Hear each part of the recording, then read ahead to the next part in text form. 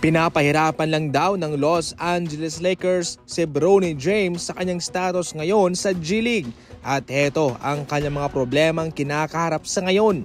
Matunog nga ang usap-usapin at tama naman na itong si Bronny James ay maglalaro lamang sa mga home games ng South Bay Lakers. Ibig sabihin ay bawal siyang sumama sa kanila sa mga road games nila. Sa unang dalawang laban ni Bronny James ay hindi nga ito nagkaroon ng magandang impresyon sa mga fans at sa mga eksperto.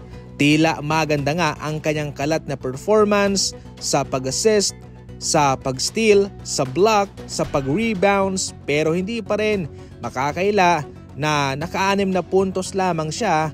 At sa sumunod na laban mga idol, 4 na puntos lamang ito. Malinaw na nag-i-struggle itong si Bronny James sa kanyang pananatili sa South Bay Lakers. At heto pa mga idol, ang malaking problema.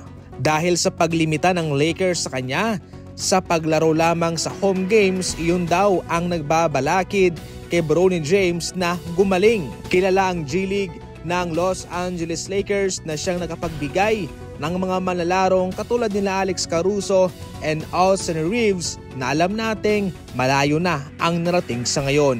At isa pa nga si Scottie Pippen Jr. na nasa Memphis Grizzlies na at mayroong solidong papel na ginagampanan sa rotation doon. Ngayon, kung gusto nilang maging katulad ni Alex Caruso o ni Austin Reeves itong si Bronny James, dapat huwag daw nilang ipagkait kay Bronny James ang maranasan yung bumiyahe sa mga road games kung ano rin ang naranasan noon ni na Alex Caruso and Reeves. Kitang-kita naman sa ngayon sa kanyang ina-average na 5 puntos lamang bawat laban.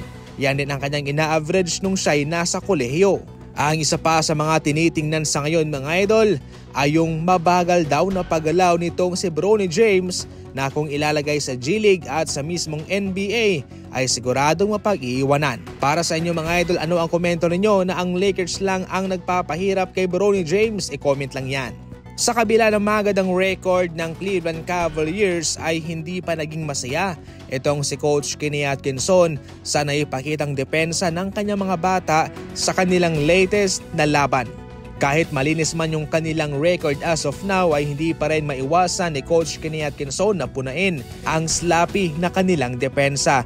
Gayon pa man siya nagpapasalamat kay Jerome Robinson na sa ngayon ay itinuturing niyang one of the best player niya dahil siya'y napapakinabangan bilang isang secondary ball handler kay Darius Garland. Maganda raw ito mga idol ayon kay Coach Kenny Atkinson upang hindi raw mapagod si Garland sa paggamit niya sa kanilang mga laban. So far na ibibigay naman ni Robinson ang gusto ni Coach Kenny Atkinson, especially yung kanyang pagiging ball handler at yung kanyang shooting sa 3-point line. Ngayon kanilang kakalabanin ang malakas na Boston Celtics at ang malaking katanungan, ito na ba ang makakatalo sa kanila?